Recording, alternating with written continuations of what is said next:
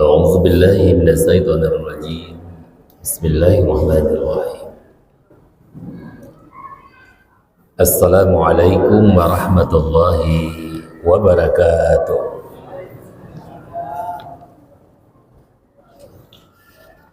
الحمد لله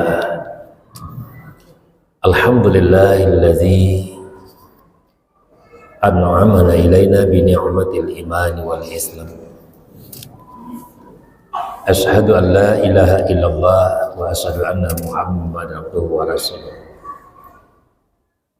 اللهم صل على سيدنا محمد وعلى آل سيدنا محمد. قال الله تعالى في القرآن الكريم: نعوذ بالله من الشيطان الرجيم. بسم الله الرحمن الرحيم. والفجر والليال عشر والشفع والوتر والليل إذا يسر هل في ذلك قسم لذي الحجر ألم تر كيف فعل ربك بعاد. صدق الله العظيم. Bapak Ibu kaum muslimin dan muslimat, hamba Allah yang insya Allah dimuliakan Allah Subhanahu wa Ta'ala. Alhamdulillah, kembali kita mengaturkan rasa syukur kita kepada Allah yang masih memberikan kita kesempatan untuk kembali duduk di majelis yang sangat mulia ini, di majelis ilmu ini. Semoga Allah Subhanahu wa Ta'ala menjadikan kehadiran kita di majelis yang sangat mulia ini sebagai tambahan catatan amal kita. Semoga ini menjadi wasilah bagi kita semua untuk mendapatkan makam yang tinggi, makam yang terpuji di sisi Allah Subhanahu wa Ta'ala. Berselawat kepada baginda Rasulullah, Allahumma salli ala sayyidina Muhammad wa ala ali sayyidina Muhammad. Semoga kita keseluruhan mendapatkan syafaatnya di yaumil mahsyar. Amin ya rabbal alamin. Bapak Ibu hamba Allah yang insya Allah dimuliakan Allah Subhanahu wa Ta'ala. Pada kesempatan kali ini, izinkan saya menyampaikan dan menguraikan beberapa potong ayat yang saya bacakan pada awal kalam tadi yang terdapat dalam surat Al-Fajr. Di ayat ini Allah berulang kali mengatakan kalimat sumpah. Wal fajri, demi waktu fajar. Kalau ada kalimatnya Allah mempergunakan kalimat-kalimat sumpah. Artinya waktu itu adalah waktu yang sangat istimewa. Jadi waktu fajar adalah waktu yang sangat istimewa.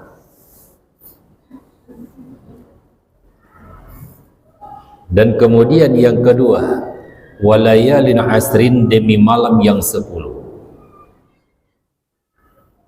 Malam yang 10 ini ulama ahli tafsir membagi atas 3 bagian. Yang pertama, 10 akhir bulan Ramadan. Di dalamnya terdapat satu malam yang disebutkan dalam Al-Quran khairum min alfi syahrin, malam yang lebih baik daripada 1000 bulan. Dan kemudian yang kedua, 10 awal bulan Muharram. Di dalamnya terdapat satu hari yang disebut hari Asyura. 10 awal bulan Muharram adalah hari-hari yang sangat istimewa dan diistimewakan oleh Allah. Mulai dari peristiwa dijadikannya langit dan bumi, diciptakannya malaikat yang berempat, lalu banyaknya peristiwa-peristiwa yang sangat luar biasa, mulai semenjak diterimanya taubat Nabi Adam alaihissalam sampai hijrahnya Nabi Muhammad ke kota Madinah. Semuanya itu bertepatan di 10 awal bulan Muharram. Dan kemudian yang ketiga 10 awal bulan Zulhijjah, karena di dalamnya terdapat hari-hari yang sangat istimewa. Di dalam bulan Zulhijjah kita pernah mengenal 4 hari yang bersejarah. Yang pertama adalah hari Tarwiyah, tanggal 8 Zulhijjah. Mimpi datang pertama sekali kepada Nabi Ibrahim untuk menyembelih putranya Ismail. Namun Ibrahim ini ragu, ini mimpi benar datang dari Allah atau dari syaitan.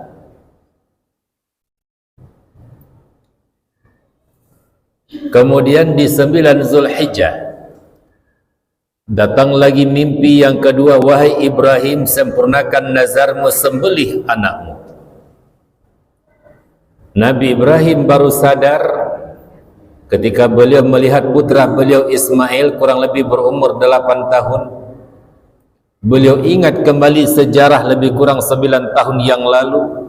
Beliau pernah berkata kepada malaikat Jibril, untuk Allah jangankan harta, jangankan binatang ternak, andaikan aku punya anak, anak pun siap aku korbankan. Beliau kenal, beliau ingat ini kembali kapan? Bertepatan tanggal 9 Zulhijjah. Kan disebut hari itu dengan sebutan hari Arafah, hari teringat. Berkebetulan seluruh kaum muslimin dan muslimat yang melaksanakan manasik-manasik haji 9 Zulhijjah atau hari Arafah yang disebut dengan puncaknya haji. Dan kemudian yang ketiga yang disebut dengan Yaumun Nahar, hari penyembelihan hewan kurban. Dan kemudian yang keempat yang disebut dengan hari Tasyrik, 11, 12, 13. Hari Tasyrik adalah hari yang dimana saat itu tidak dibolehkan berpuasa. Ada 2 hari yang tidak boleh berpuasa. Yang pertama 1 Syawal, kemudian yang kedua di 3 hari Tasyrik atau sebut dengan 11, 12, 13 Zulhijjah. Dan adapun dalam kitab fikih dalam Mash'af Imam Syafi'i ada juga puasa yang berulang-ulang hari yang tidak boleh berpuasa di hari itu, termasuk berpuasa di hari Jumat yang sengaja mengifratkan puasa di hari Jumat. Ifrat artinya munfarid, surang sendiri. Jadi kalau kita puasa sunat disengaja hari Jumat 1 itu saja, nggak boleh. Tapi kalau diberi kawan boleh enggak? Seperti Kamis dengan Jumat atau Jumat dengan Sabtu, boleh. Yang tidak boleh itu sengaja puasa sunnah di hari itu saja. Bapak Ibu hamba Allah yang dimuliakan Allah Subhanahu wa taala. Di 10 awal bulan Zulhijjah termasuk hari-hari yang sangat istimewa dan diistimewakan oleh Allah. Dan bahkan kita dianjurkan memperbanyak melaksanakan ibadah-ibadah puasa sunnah. Bahkan pernah ketika penduduk Madinah ketika dijumpai oleh baginda Rasulullah SAW yang saat itu mereka sedang berpuasa di 10 awal bulan Zulhijjah. Rasulullah bertanya, wahai saudara, kenapa kalian berpuasa di hari ini? Rata-rata penduduk Madinah yang berpuasa di 10 awal bulan Zulhijjah berkata, wahai Rasulullah, saudara-saudara kami yang sekarang sedang melaksanakan manasik-manasik haji, mereka berdoa di tempat-tempat yang mustajab, mereka berdoa di tempat-tempat yang sangat istimewa. Dengan kami yang hari ini belum sempat melaksanakan ibadah haji, yang belum mampu melaksanakan manasik haji, tapi hari ini kami laksanakan ibadah puasa sunnah. Semoga kami termasuk orang-orang yang didoakan oleh mereka yang sekarang sedang melaksanakan ibadah hajinya. Ini Bapak Ibu Allah yang dimuliakan Allah. Saya yakin di antara kita yang tadi hadir, yang hari ini hadir, ada enggak yang berpuasa sunnah? Ada, insyaallah. Besok? Insyaallah. Ibu dan bapak hamba yang dimuliakan Allah, kita mengingat kembali 10 Zulhijjah yang disebut dengan Yaumun Nahar, hari penyembelihan hewan kurban, yang hukumnya adalah sunat muakkad tapi wajib bagi mereka yang diberikan kelapangan rezeki. Hukumnya sunat muakkad tapi jatuh wajib kepada mereka yang diberikan kelapangan rezeki. Sampai Nabi mengatakan, man kana lau sya'ah falam yudahi falyamut insa'a yahudiyan wa insa'an nasraniyan. Siapa yang diberikan kelapangan rezeki, kata Rasulullah, tetapi mereka enggan untuk ikut berkorban, maka pilihlah mati dalam keadaan Yahudi atau mati dalam keadaan Nasrani. Dua-duanya sama-sama mati kafir.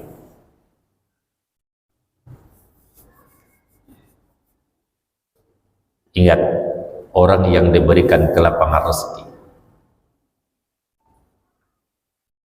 Kemudian untuk apa gunanya kami berkorban? Untuk apa gunanya kita berkorban? Salah satu diantaranya telah jawab dalam Al-Quran, surah Al-Kautsar yang sering kita baca.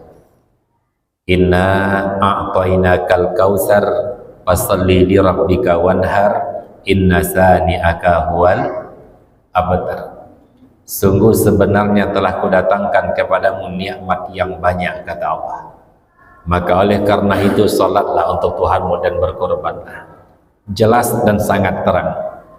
Apa gunanya kita berkorban? Untuk mensyukuri nikmat.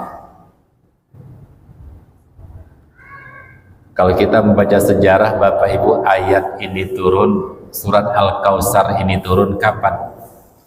Sewaktu baginda Rasulullah Nabi Muhammad SAW dianugerahi seorang anak laki-laki. Anak ini diberi nama Ibrahim. Ketika berapa hari umur beliau, Ibrahim dipanggil oleh Allah.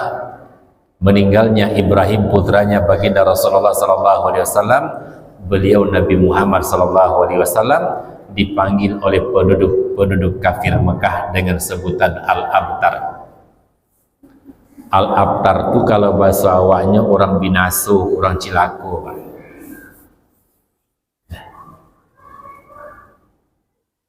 Jadi kalau dalam bahasa kita sekarang, sudahlah jatuh di timpa tangga.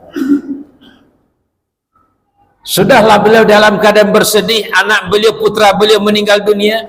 Tiap sebut orang kafir Makkahnya imbau siatu, tu yang Al-Abtar tu katanya, tu orang cilako tu katanya. Begitu beliau memanggil, Pak. Maka ketika itu selesai salat asar di hari Jumat, beliau masih ngumpul dengan sahabat. Ketika dalam keadaan berkumpul bersama-sama, beliau tersenyum. Ketika beliau tersenyum, sahabat pun bertanya, ya Rasulullah, kenapa engkau tersenyum ya Rasulullah? Apa jawab beliau? Baru sebentar ini Jibril datang kepadaku menyampaikan sepotong ayat. Apa itu ya Rasulullah? Lalu beliau membacakan Bismillahirrahmanirrahim. Inna a'tainakal kautsar fasalli li rabbika wanhar inna sani'aka huwal abtar. Ayat ini agak unik Bapak Ibu. Uniknya di mana Ustaz? Beliau mendapatkan musibah, anak beliau meninggal dunia. Beliau dipanggil oleh orang kafir Mekah dengan panggilan yang tidak menyenangkan. Tapi Allah menurunkan ayat Inna a'tainakal kautsar. Sungguh sebenarnya telah memberikan kepadamu nikmat yang banyak, kata Allah. Rupanya Bapak Ibu, ketika kita direndahkan, ketika kita dihina, rupanya ini kata Allah nikmat yang besar Bapak Ibu. Nikmat yang besar. Lena muah Bapak Ibu ingin abaikan nikmat nan gadang. Mau Bapak Ibu dapatkan nikmat yang banyak? Mau tidak? Syaratnya siap untuk dihina, Pak. Mau tidak dihina, direndahkan? Rupanya saya baca dalam kitab Syirrus Shalikin, satu kitab yang dikutip kitab Yahya Ulumuddin, di mana ketika kita dihina menjadi nikmat yang banyak. Apa kata Rasulullah? Ketika ada orang yang merendahkanmu, ketika ada orang yang menghinamu, ketika ada orang yang menzalimimu, maka berbuat baiklah kepadanya, kata Rasulullah, sebelum dia minta maaf kepadamu. Semua ibadah kebaikannya, semua pahala kebaikannya, pahalanya adalah untukmu. Nikmat tidak? Nikmat tidak?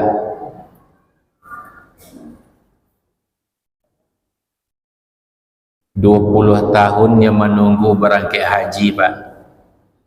Berangkat haji 20 tahun menunggu. Rupanya sebelum berangkat ada orang yang terzalimi, ada orang yang direndahkan, ada orang yang dihinanya. Mereka laksanakan rangkaian-rangkaian ibadah haji, semua pahala ibadah yang dia dapatkan, pahalanya untuk siapa? Pahalanya untuk orang yang pernah dia hina, yang pernah dia zalimi. Bapak Ibu, ketika kita direndahkan, ketika kita dihina, kata Allah, itu nikmat yang banyak. Le ingin dapat nikmat yang banyak? Ingin tidak? Kata Rasulullah, berbuat baiklah kamu kepada orang yang telah berbuat jahat kepadamu.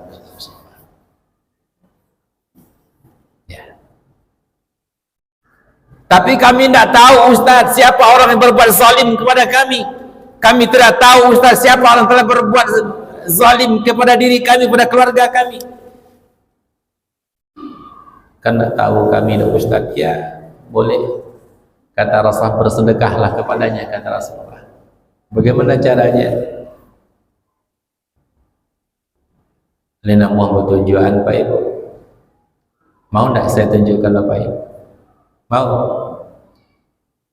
Selesai sholat subuh, duduk sebentar bertahan, lalu niatkan dalam hati kita, likulli mansa'i say'un lillahi al-fatihah.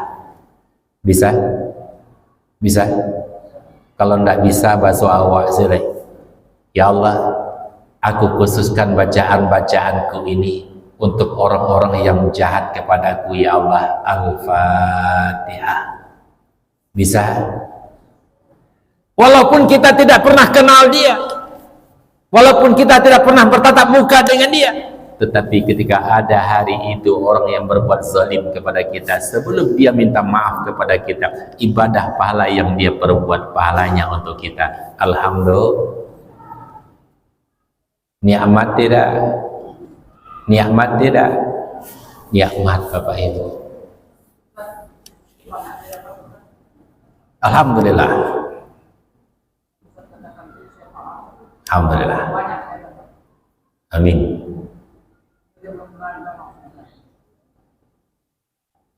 Dan kemudian yang kedua, ketika beliau Nabi Muhammad putra beliau meninggal dunia, tapi Allah menyebutnya nikmat yang banyak. Apakah benar kalau kematian anak itu nikmat, Bapak Ibu? Bu, dapat anak cik mati lo, nikmat tu tidak? Nikmat tidak? Kita mengatakan tidak, tapi Allah mengatakan iya. Di mana letak nikmatnya, wahai Ustaz? Saya pernah baca dalam kitab Syirrus Shalikin, dalam kitab itu dikatakan, sesungguhnya kanak-kanak yang meninggal semasa kanak-kanaknya, kata Rasulullah, nanti di hari kiamat akan mensyafiat, memberikan pertolongan kepada kedua orang tuanya, sekaligus mohon maaf, walau sekalipun dia telah diwajibkan masuk neraka, kata Rasulullah. Nikmat tidak? Tapi mohon maaf, jangan dibuat-buat kok. Lantaran dia banyak banyak dosa, baru lagi anak langsungnya bunuh, kalau jahat. Ya. Bapak Ibu hamba yang dimuliakan Allah Subhanahu wa taala. Dan kemudian seterusnya kita lihat kurban yang hukumnya sunat muakkad. Apakah ini hanya ada pada Nabi Muhammad saja? Rupanya kurban ini sudah ada semenjak Nabi Adam alaihissalam. Siapa mereka yang pertama sekali berkurban? Habil dan Qabil. Kemudian untuk apa gunanya kami berkorban? Rupanya masalah korban ini Bapak Ibu, jangankan kita umatnya Nabi Muhammad SAW, saya pernah baca dalam kitab Tambihul Ghafilin, Nabi Musa alaihissalam pernah langsung bertanya kepada Allah. Apa kata Musa kepada Allah? Wahai Allah, kata Musa, sebesar apakah pahala korban untuk umat Muhammad nanti ya Allah, kata Musa. Telah dibahas kiranya Pak masalah korban oleh Nabi Musa dengan Allah.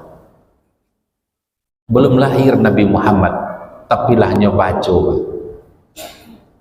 Apa kata Allah kepada Musa? Wahai Musa, siapa yang melangkahkan kakinya dari rumah dengan niat mencari hewan korban, maka setiap langkah kaki yang dia ayunkan, kuberikan kepadanya 10 kebaikan, ku angkat derajatnya 10 derajat, ku ampuni dosa-dosanya sebanyak 10 kesalahan. Setiap hitungan langkah. Ini sudah terjawab Bapak Ibu, mungkin persoalan yang ada di lingkungan kita. Persoalan seperti apa? Ini pernah terjadi dulu, mohon maaf para jamaah kita Pak, daerah Panam sana. Seorang ibu pernah berkata begini, Ustadz, ya nanti tolong sembelihkan hewan kurban saya ya Ustadz. Insya Allah. Atas nama siapa Bu? Atas nama suami saya Ustadz. Udah berapa kali nih Bu? Alhamdulillah udah 9 kali Ustadz. Atas nama ibu ada? Tidak. Kenapa tidak ada? Kata suami saya, kalau suami yang berkorban, istri dapat pahala. Tapi kalau istri yang berkorban, suami tidak dapat apa-apa. Oh, cara dia lakinya Bapak. Dan inilah jawabannya. Mohon maaf, siapa yang melangkahkan kakinya, kata Allah kepada Musa, dengan niat mencari hewan kurban, setiap langkah kaki yang diayunkan, Allah ganti dengan 10 kebaikan. Allah angkat derajatnya 10 derajat, Allah ampuni dosa-dosanya 10 kesalahan. Pertanyaannya, hari ini kita berkurban, siapa yang mencari sapi Pak? Ya, panitia. Bu, ibu yang berkorban, pernah langsung ibu yang mencari sapinya Bu? Siapa yang mencari? Panitia. Suami kitakah dia? Abang kitakah dia? Adik kitakah dia? Saudara kitakah dia? Sedangkan orang lain saja yang tidak ada hubungan tali darah dengan kita, ketika mereka ikut mencari hewan kurban untuk kita, dia dapatkan pahalanya. Begitu kata Allah kepada Musa. Apalagi kalau suami yang berkorban, istri yang berkorban. Ya. Tapi maaf, masalah kurban bukan masalah pahala Bapak Ibu. Kenapa? Kata Imam Al-Ghazali, hakikat berkorban itu adalah memotong atau membunuh, menyembelih sifat hewan yang ada dalam diri kita manusia. Jadi walaupun Bapak Ibu tahun ini belum sempat menumpahkan darah hewan kurban, mungkin karena belum punya kelapangan rezeki, maka saya mengajak dan menghimbau untuk diri kita semua, mari setidaknya kita bunuh sifat hewan yang ada dalam diri kita. Karena hakikat berkorban bukan sekedar menumpahkan darah, tapi apa? Membunuh sifat hewan dalam diri kita manusia. Pertanyaannya, ada sifat hewan itu dalam diri awak Pak? Bu, ada sifat hewan itu dalam diri kita? Aduh rupanya Pak. Kata Al-Imam Syekh Abu Lais As-Samarkandi dalam kitab beliau, dalam kitab Tanbihul Ghafilin, ada dua sifat hewan secara globalnya, secara garis besarnya yang ada dalam diri kita manusia. Mana dua sifat hewan itu? Yang pertama disebut dengan bahimiah. Apa tuh bahimiah? Sifat manusia yang dinisbahkan kepada binatang jinak. Sapi itu jinak atau liar? Jinak atau liar, Pak? Jinak. Saya pernah memperhatikan, bahkan saya sempat memvideokan, Pak. Perangai sapi itu kadang-kadang samulujo orang perangainya, Pak. Seperti apa perangainya, Ustaz? Walaupun di bawah tenda yang sama, di bawah kandang yang sama, tempat makan yang sama, ambo perhatikan bana, Pak, mau pelajari bana sifat binatang ko, Pak, bana binatang ko, ya. Diberikan makanan yang sama, ditaruh di depannya. Sapi itu kalau nyomakan bersama-sama, Pak, makanan yang nyomakan tuh nak makan yang dimukuinya udah, Pak, makanan kawan di sampingnya yang nyomakan dulu. Ada enggak yang bantu itu, Bu? Nah, siang saya beri makan rumput, malam saya beri makan dedak dengan ampas tahu campur vitamin. Dimasukkan dalam baskom kecil, semuanya dapat rata. Perhatikan elok-elok, Pak, bahwa ada perangai sapi, Pak, perangai binatang. Bantu orang mana bantunya, Pak? Main tarik-tarik bagai itu, pakai giginya tarik, seret. Diambil, ditarik dulu, seret. Sampai selesai itu segera jonyo, Pak. Ada yang ndak sopannya yang sebana binatang tuh, Pak. Karena ndak sempat, ndak bisa nyo makan, pariknya kanyang. Nyo belakangan baskom tuh nyo BBAB dalam baskom tuh kurang ajarnya binatang. Nah, ini. Maka kata Imam Al-Ghazali, hakikatnya berkorban itu membunuh sifat hewan dalam diri kita manusia. Sifatnya hewan yang disebahkan dengan bahimia. Siapa manusianya? Pandai merangkul, pandai dekat dengan masyarakat. Tapi mohon maaf, ada udang di balik bakwan, Pak. Aku mau diurangnya, Pak. Bila ada kepentingannya, hanya dakik jurang ke. Bila ndak punya kepentingan, ndak tahu sih jurang ke. Aku nak sifat binatang tuh, Pak. Ada tidak? Nah, itu yang akan dibunuh kata Imam Al-Ghazali. Ya. Kemudian yang ketiga, coba lihat, binatang jinak hanya taat, hanya patuh kepada orang yang memberi makan, betul? Iya tidak? Nya patuhnya dake atasannya jiaknya, Pak. Orang lain kok nyanggap ndak dianggap orang sudah, Pak. Itulah sifat itu. Maka hakikat berkorban inilah yang sesungguhnya kata Imam Al-Ghazali. Dan kemudian yang kedua, membunuh sifat hewan dalam diri kita manusia yang disebut dengan subuhiyah. Apa itu subuhiyah? Sifat manusia yang dinisbahkan kepada binatang buas. Modelnya binatang buas itu.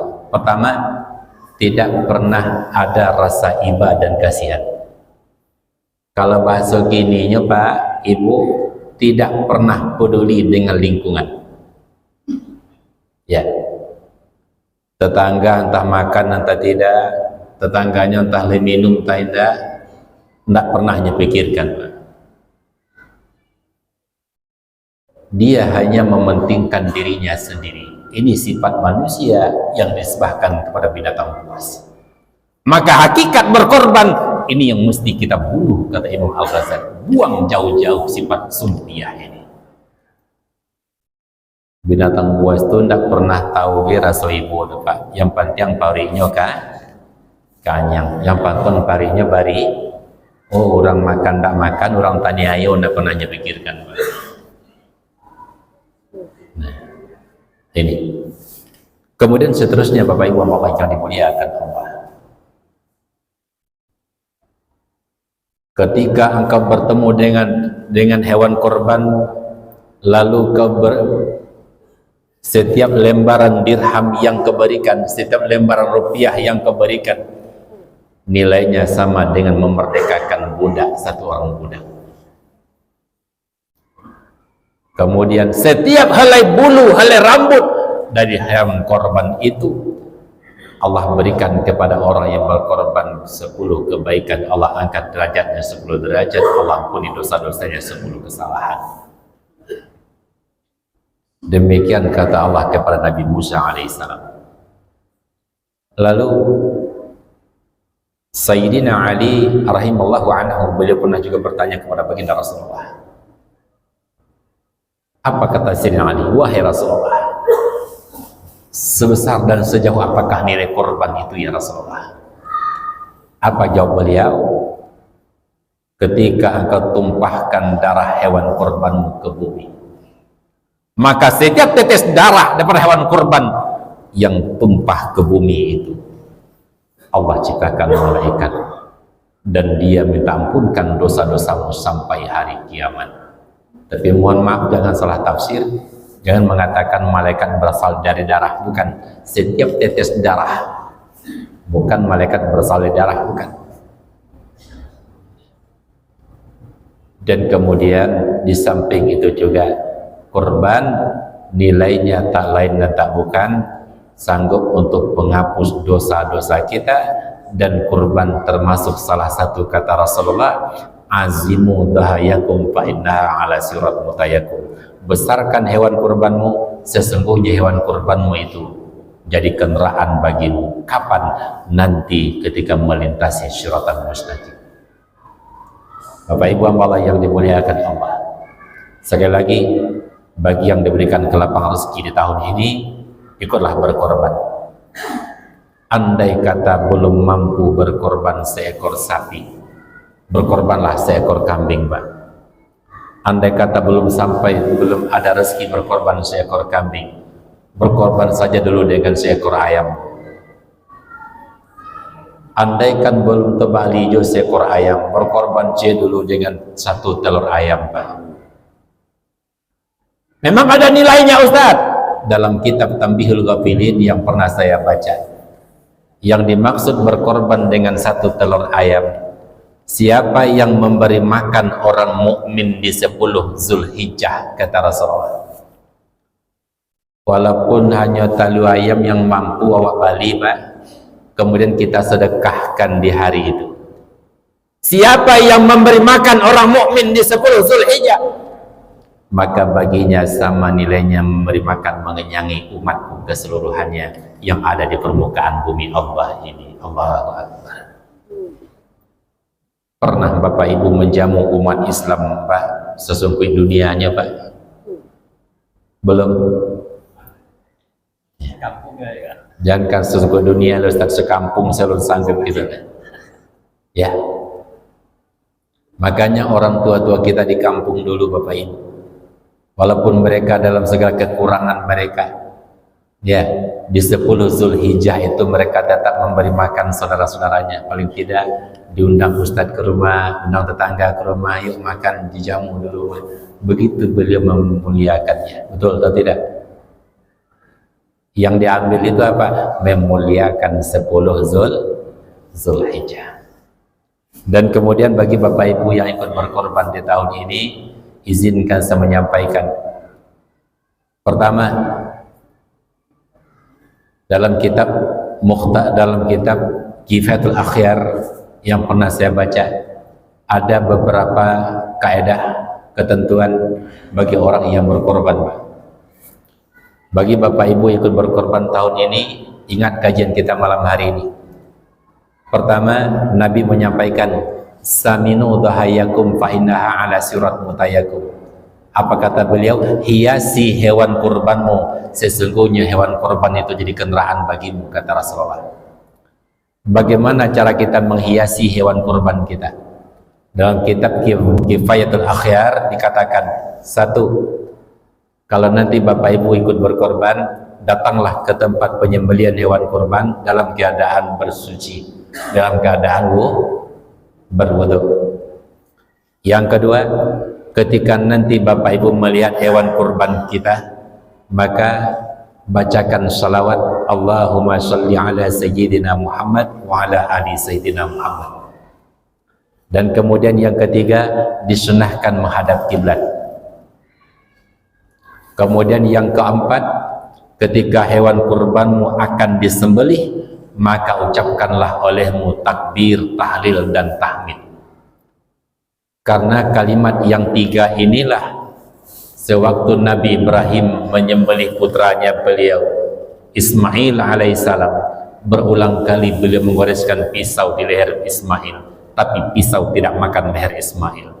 Turun malaikat Jibril membawa seekor kibas yang pernah dikorbankan dahulunya oleh anak Nabi Adam yang bernama Habil. Apa kata malaikat Jibril? Allahu Akbar, Allahu Akbar, Allahu Akbar. Sadaqta ya wahai Ibrahim, telah kau sempurnakan mimpi kau wahai Ibrahim, ini ganti anak. Kibas yang dibawa turun dari surga. Apa kata Nabi Ibrahim? La ilaha illallah wallahu akbar. Ismail pun berdiri dengan mengucapkan kalimat Allahu Akbar walillahil hamd. Bagi bapak ibu berkorban, dianjurkan baca kalimat yang tiga ini. Di saat kita baca takbir, tahlil dan tahmid, saat itulah hewan kurban kita disembelih, darahnya tumpah ke bumi. Di saat darah hewan kurban kita tumpah ke bumi, saat itulah kita mesti ikrarkan dalam diri kita. Bismillahirrahmanirrahim. Ikuti Bapak Ibu.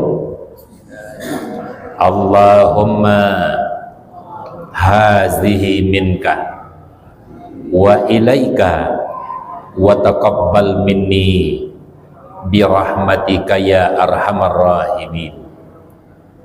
Kalau belum hafal, boleh bahasa kita. Ya Allah, sesungguhnya ini darimu ya Allah. Aku serahkan kembali kepadamu ya Allah. Terimalah kurbanku ini dengan rahmat dan kasih sayangmu. Lalu kita lanjutkan baca doa. Wajjahtu wajhiya lillazi fataras samawati wal arda hanifan muslima wa ma ana minal musyrikin. Apa minni atau minhum yang harus dibaca? Kalau yang tukang sembelih minhum, Pak. Kalau tadi kan per orang. Tambahan bagi yang tukang sembelih, ada 7 amin doa yang dibacakan. Ini wahai tukang sembelih, tolong hafal doa ini. Tapi mohon maaf, ada orang sekarang mengatakan, oh enggak perlu doa-doa katanya, Allah Maha tahu. Bahkan sampai mohon maaf Bapak Ibu, di pondok kita, anak-anak kita alhamdulillah ada 3 ekor sapi yang besok insya Allah akan disembelih. Ada satu orang mengundurkan diri, udah jadi berkorban dah. Kenapa? Karena disitu pakai doa katanya. Hanya gara-gara memakai doa Pak, nyecabut pitinya balik, enggak korban situ katanya. Ya memang sadis Pak. Ya. Padahal kata Rasulullah, ad-du'a'u mukhul ibadah. Doa adalah otaknya ibadah. Sekali lagi, otaknya ibadah itu adalah doa. Jadi kalau ibadah hendak berdoa, ibadah apa namanya? Ya, bagi orang tukang sembelih, dengarkan baik-baik. Tadi kata orang tua kita, bukankah minhum Ustaz? Ya, minhum itu untuk orang yang menyembelih. Pertama, Allahumma inna hazihi udhiyatuhum fulanin ibnu fulanin fatakabalha kama takabalta min Muhammad Rasulullah sallallahu alaihi wasallam warahmatullahi wabarakatuh. Ya Allah, sesungguhnya inilah korbannya mereka ya Allah, si fulan anak si fulan. Nah, bacakan namanya. Kau baca 7 apa baca ke-7 aja. Terimalah korban si fulan anak si fulan ini seperti korbannya Rasulullah sallallahu alaihi wasallam warahmatullahi wabarakatuh. Yang kedua, Allahumma sya'ruhu bi sya'riha wa jalduhu bi jildiha wa lahmuhu wa bilahmiha wa rasmuhu wa birasmiha wa asmu wa biasmiha bi rahmatika ya arhamar rahimin. Ya Allah, ya, setiap rambut demi rambut, setiap kulit demi kulit, setiap darah tetesan darah, setiap daging potongan daging, setiap tulang potongan tulang, beri rahmatlah ya Allah untuk orang yang berkorban ini. Didoakan dulu tuh Pak. Yang ketiga, Allahumma akhlis bi zahirihi wa batinihi wa la taj'alhu jabbaran asiyan ya rabbal alamin. Ya Allah, akhlishi fi zahirihim, kalau banyak himba ya. Ya Allah, sucikan, bersihkanlah hatinya mereka orang-orang yang berkorban ini ya Allah. Zahirnya ya Allah, batinnya ya Allah. Dan hilangkanlah sifat jabir dalam diri mereka ya Allah. Lihat baca doa itu Pak.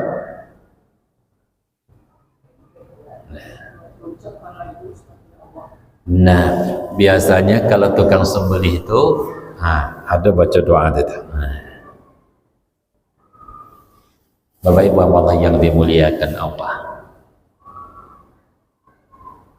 Kemudian selesai kita doakan, berarti selesai sudah tugas kita tentang hewan kurban kita. Masalah dapat daging, alhamdulillah. Enggak dapat pun alhamdulillah. Tapi yang bagusnya bagaimana Ustaz? Bagusnya bagi yang berkorban tetap nikmati kalau diberi. Ya. Persoalan ada yang mengatakan tidak boleh yang berkorban makan daging hewan kurban Ustaz, katanya haram. Apakah ada kajiannya begitu? Memang ada, tapi kurban yang atas nama nazar, bukan nazar di nama orang Pak ya, bukan nazar ya. Kurban yang dinazarkan, diniatkan atas nama nazar. Contoh, kalau seandainya besok anak saya lulus ikut ujian, insya Allah saya ikut berkurban tahun ini. Nazar atau tidak?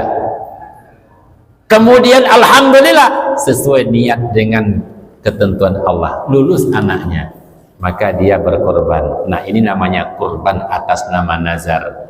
Kalau kurban yang atas nama nazar yang seperti ini, inilah yang dimaksud orang yang berkorban tidak boleh makan dagingnya. Tapi kalau tidak atas nama nazar, makan saja, tak masalah. Ya. Kemudian titip pesan satu lagi. La tubtilu shadaqatikum bil mani wal adza. Jangan batalkan, jangan binasakan sedekahmu, korbanmu dengan mengungkit-ungkitnya atau menyakiti hati orang yang menerima. Ya. Kalau kita berkorban, kita berbuat baik, kita bersedekah, jangan pernah mengungkit-ungkitnya atau menyakiti hati orang yang menerima. Itu pesan Bapak Ibu. Bukan pesan saya saja, bukan pesannya Rasulullah saja, pesannya Ismail pun seperti itu Pak. Ada 6 pesan Nabi Ismail sebelum beliau disembelih. Salah satu yang 6 itulah. Apa kata beliau kepada ayahnya? Ayah, kalau nanti ayah selesai menyembelihku ayah, semua kawan-kawanku ayah yang pernah main pulang ke rumah, jangan biarkan lagi main pulang ke rumah ayah. Kenapa demikian nak? Kata Nabi Ibrahim, ayah kan tahu naluri seorang ibu, hati seorang ibu. Ketika saya nanti sudah tiada, melihat kawan-kawan main pulang ke rumah, lalu ibu ingat kepada saya, disitulah yang akan mengurangi pahala korban ayah. Artinya sesuatu yang pernah dikorbankan jangan pernah diingat-ingat lagi. Setuju? Setuju Bu? Bu kadang-kadang merasai panitia ada nyoba. La ilaha illallah katanya. Memang aneh lah panitia kurban gini. Kenapa? Dulu harga kurban sekian, dapat daging 5 kilo awak dulu. Kini tukar panitia, ya Allah, masa ya 1 kilo dagingnya kata. Ya, Tulang. tulang lo lah itu katanya. Hati-hati, jangan binasakan korban kita. Sesuatu yang pernah kita korbankan, jangan pernah diingat-ingat lagi. Semoga Allah Subhanahu wa Ta'ala mensucikan segala rezeki yang telah kita infakkan untuk berkorban di tahun ini. Tapi satu lagi, jangan pernah berkorban atas nama hutang. Walaupun nilainya besar, walaupun ibadahnya ibadah yang sangat luar biasa, jangan pernah berkorban atas nama hutang. Nyawa dojuun nak boleh hutang, ibadah boleh hutang Pak. Pertama berkorban, yang kedua berangkat haji atau berangkat umrah. Kalau ada tahun ini, hari ini berangkat haji, berangkat umrah, berangkat dulu baru bayar, haram hukumnya Pak, tidak boleh. Biarlah Pak, mau netong terapelnya dah. Kenapa? Tidak ada kewajiban bagi orang yang berangkat haji, berangkat umrah atas nama hutang. Hukumnya adalah haram. Besok kan ada Eropa, kan orang di ya kan di tanah Arafah kan. Kita melaksanakan ini di hukum nah apa melaksanakan apa nih di ya berapa lah ala hukum bersama zikir ini zikir apa bagus? Melaksanakan zikir. Ya, tikaf. Oh ya, tikaf orang tanah Eropa kita sini tikaf kan. Apa yang bagus? Cuma salah satu jawabannya ini dikatakan oleh penduduk-penduduk Madinah. Kenapa kita mesti berpuasa di hari itu? Semoga dengan kita yang ikut memuliakan, ikut beribadah di hari itu, semoga ikut ada dalam doa-doa mereka yang sekarang melaksanakan ibadah haji. Itu saja. Dan tidak ada amalan khusus i'tikafnya. Sambil sama. Boleh, tidak masalah. Tidak pun di Arafah kita pun tetap i'tikaf. Setiap kita masuk masjid kita niatkan i'tikaf. Baik, Bapak Ibu Allah yang dimuliakan Allah Subhanahu wa Ta'ala, mudah-mudahan banyak bermanfaat terutama bagi diri saya sendiri, kemudian kita yang hadir pada kesempatan malam hari ini. Banyak maaf. Subhanakallahumma bihamdika asyhadu an la ilaha illa anta astaghfiruka wa atubu ilaik. Assalamualaikum warahmatullahi wabarakatuh.